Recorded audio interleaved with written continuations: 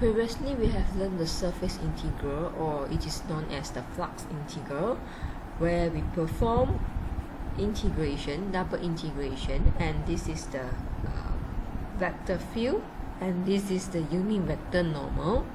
Okay, whether this is upward or downward, so we have to perform this integration in order to solve the surface integral of vector field.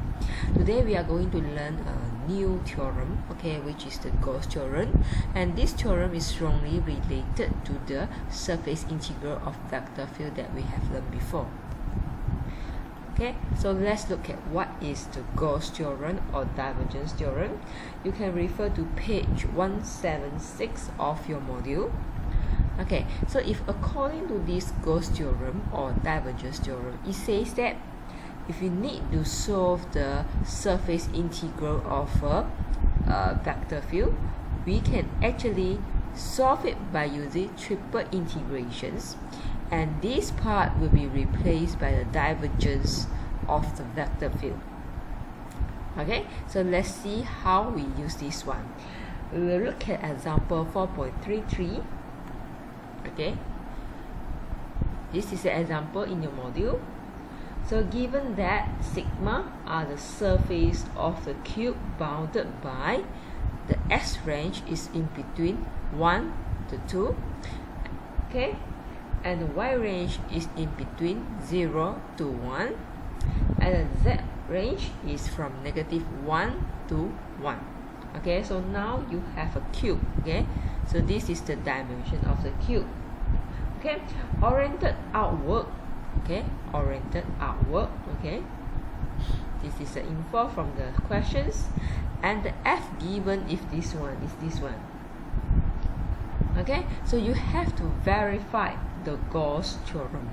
Okay, the meaning of verify is you have to prove that this one, okay, the formulation on the left hand side is the same as the formulation on the right hand side. So it meaning that you have to solve this one and also this one and prove that the answer are the same.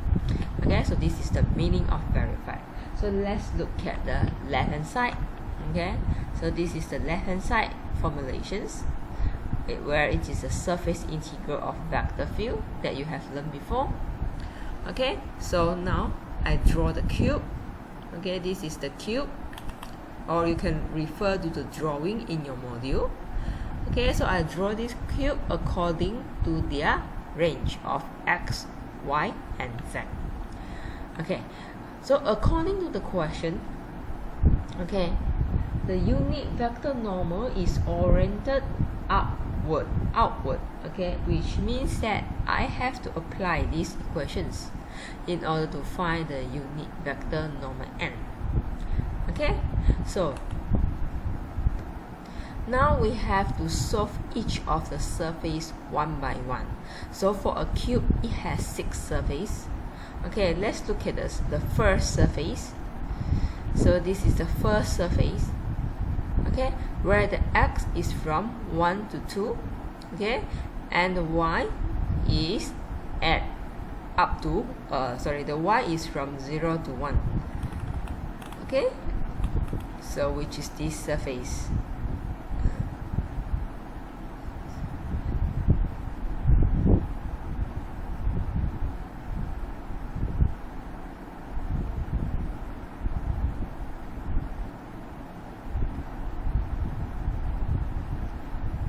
Which is this surface, the upper surface. So for this upper surface, it is located at position z equals to 1, right? The upper surface. So when the z equals to 1, okay, we cannot get anything from the differentiation with respect to x, y. So at the end, we will only left this term. That's why for this surface, the unit vector normal, okay, pointing out will be this one, okay, k. So I will take this k, okay, and put it here. Okay, so the f is given by the question, and when I replace the n with k, okay, the dx will be transformed into dA. Okay, means now I have to define the interval for my x and also the y. Okay, when I dot product the f with the unit vector normal n, okay, I will left 3z here, okay, 3z here, and as I mentioned before, the z is equals to 1, okay, and the interval for my x is from 1 to 2, y will be from 0 to 1. This is given by the questions. Okay, so you perform normal integrations, okay, and at the end you will get your answer equals to 3. Okay, so this is the flux coming out from the upper surface, okay, from this surface. So we have to move on to the next surface. This is the second surface. So the chosen second surface is this one, the surface at the bottom. Okay, so this surface is parallel to this surface. Okay, so basically the interval of their x and also y are the same. The only difference is the unit vector normal n. Okay, so flux coming out from the surface, okay, is in the negative k directions. Okay, because the z is located at the -1 location. Okay, so by replace the n with -k and perform the calculation as what we have done previously. Okay, 0 to 1, okay, for the y, okay, and 1 to 2 for the x. Okay, you can choose the arrangement of this dy dx or dx dy. Okay, you are free to choose the orientation. Okay, so as a result we will get the same answer, which is 3, okay, for the second surface. So we have moved on to the third surface. Okay, so for this third surface, the z, okay, is from -1 to 1, and the y is from 0 to 1. So let's look at what surface we are choosing.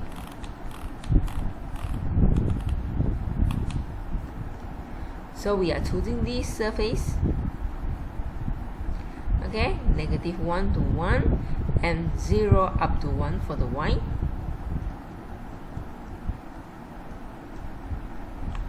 Okay, so for this surface, the unit vector normal will be in the I directions.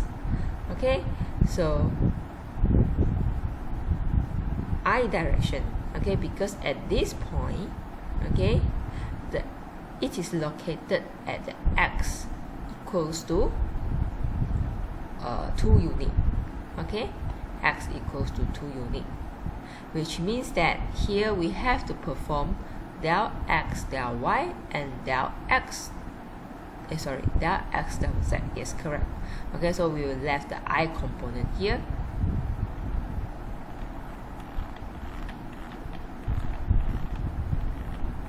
So this one will be the vector pointing out from this third surface.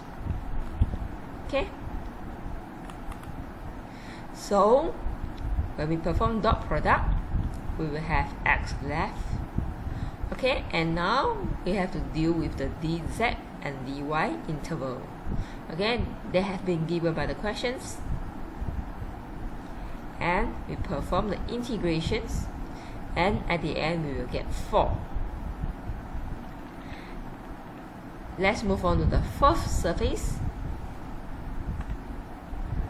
Okay, so for the fourth surface, okay, the x interval will be 1 to 2 and the z interval will be -1 to 1. So we move on to the fourth surface. Sorry.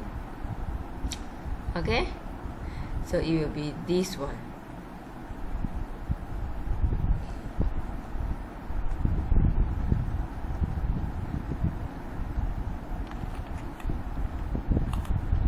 Okay, so for this fourth surface, so the surface, will be this one. Okay, not this one, okay, because the unit vector normal n is pointing in this direction, positive j directions. Okay,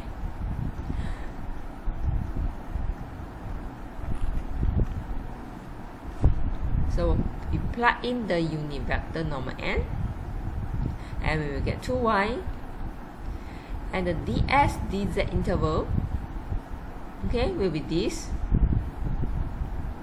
You solve like usual, you get 4 for this surface. Okay, and next one is the fifth surface. Okay, so the fifth surface, it has z interval from -1 to 1 and y interval from 0 to 1. Okay, so it should be the surface at the back. Okay, so the surface at the back, so the unit vector normal n is pointing in the negative x directions, okay, or the negative I directions. Okay, we go to the fifth surface. Again, we do the calculations, okay, by inserting the interval for the z and y, and finally I get -2. And last one, okay, is the sixth surface, okay, which is in the negative j directions.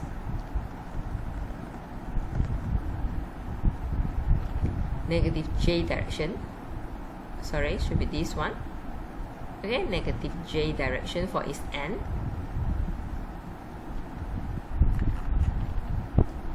Okay, so for this one, so this one is located at the position y equals to 0. So as the result, okay, this one will be 0. You can try it yourself. So the total flux that coming out from this cube will be the summation of the flux coming out from each of the surface that I explained just now. So it means that you have to repeat it for 6 times if it is a cube. Okay, so I sum them up and I found that my answer is equals to 12. Okay, so the process of calculating by using the formulations at the left hand side, okay, which is a surface integral, okay, of vector field, okay, is very long. Okay, now we are going to solve the same question by using the Stokes theorem, which means that we have to solve the right hand side. Okay, you can compare and you will find out that, okay, by using this one, the Stokes theorem, the calculation will be much more simple. Okay, so let's move on to the right hand side of divergence theorem. So I hope you still remember, okay, this is the divergence of a vector field, which means that I have to dot product this part with the f given by the questions. Okay, so I will get 1, 2 and 3 here, which means it is the 6. So I will put this 6 here at the center. Okay, so now we have to define the dv for the cube. Okay, so which means that I have to define the interval for z, x and y, and all these intervals, they have been given by the questions. So I just insert it and I do the integration like usual, and finally I get my answer 12. You see, the step is very short compared to the steps at the left hand side, right? So after I get this one, okay, you can compare it to the answer that you get just now. Okay, they are the same. When they are the same, we say that you already verified, because the answer from the left hand side is the same as the answer on the right hand side. Okay, so this is the Stokes theorem or divergence theorem. Next, let's move on to the Stokes theorem. Okay, Stokes theorem is another way for us to solve the line integral of vector field in a closed loop. Do you still remember this one? So this is a line integral of vector field, or it is a work done that we have calculated before in the previous section. So for this Stokes theorem, it says that if you have to solve this one, you can rewrite these formulations so it turns to be double integrals, okay? And this one is the curl of vector field dot product with the unit vector normal n coming out from the surface. Okay, so let's see an example. Okay, so you have better understanding, okay, how to apply or how to use a solve for the Stokes theorem. You can look at example 4.38 of your module. Okay, 4.38 of your module. So you have to use the Stokes theorem, okay, to evaluate the line integral of vector field. So if the force given is this one, so this is the force given, where C is the boundary of the portion of the ellipsoid. Okay, so this one, you have this thing, ellipsoid that lies above the plane z equals to 1. So you can refer to your module for the drawing. Here I draw it as well. So you have an ellipsoid, okay, and now the C is the boundary of the portion. So C is actually a line, okay, at the plane z equals to 1. So you have to solve this one, line integral of vector field. Okay,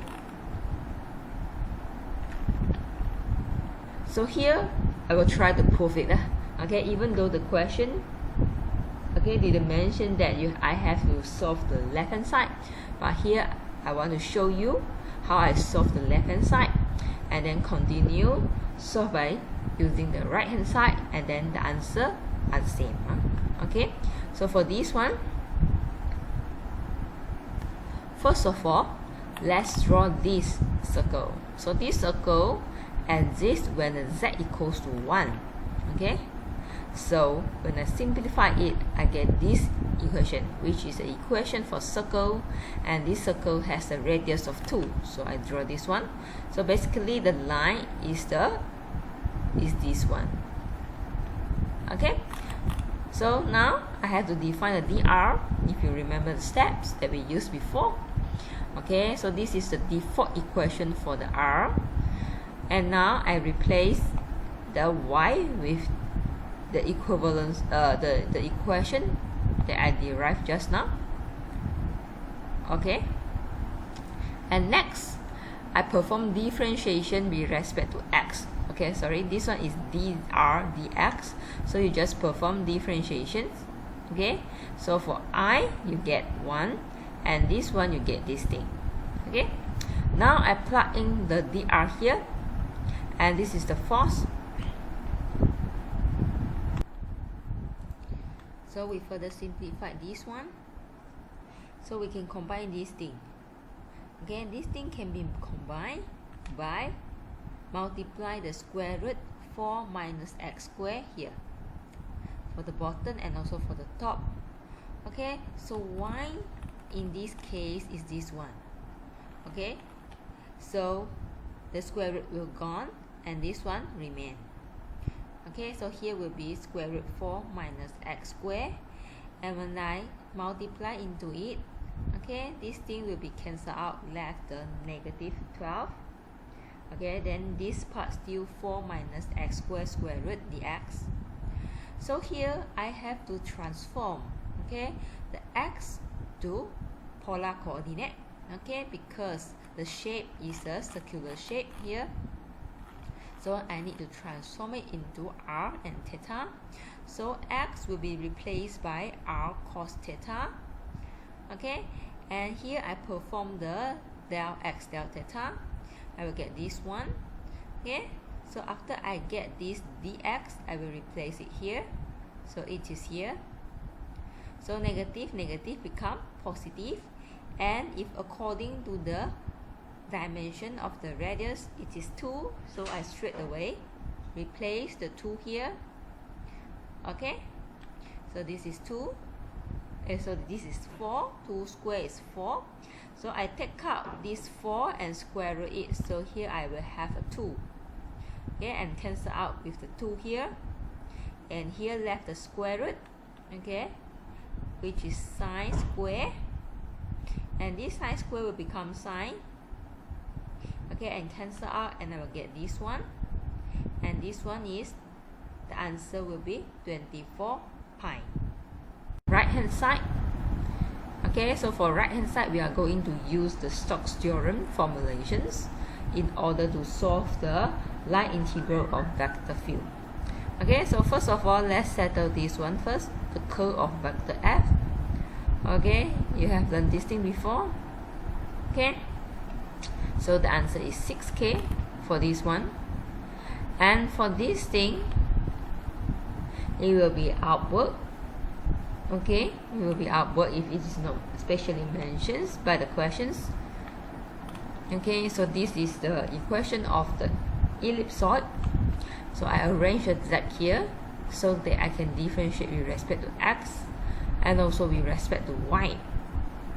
So you perform the differentiation as usual, and then after that you plug it in, okay, into the equations.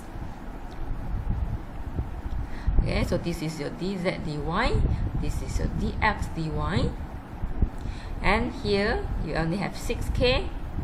When you dot product, okay, these two things gone, only left is 6 here. And when we come to dA, we have to define the interval for the r and also theta for this circle. Okay, so from 0 to 2 and 0 to 2 pi, so I will get this one.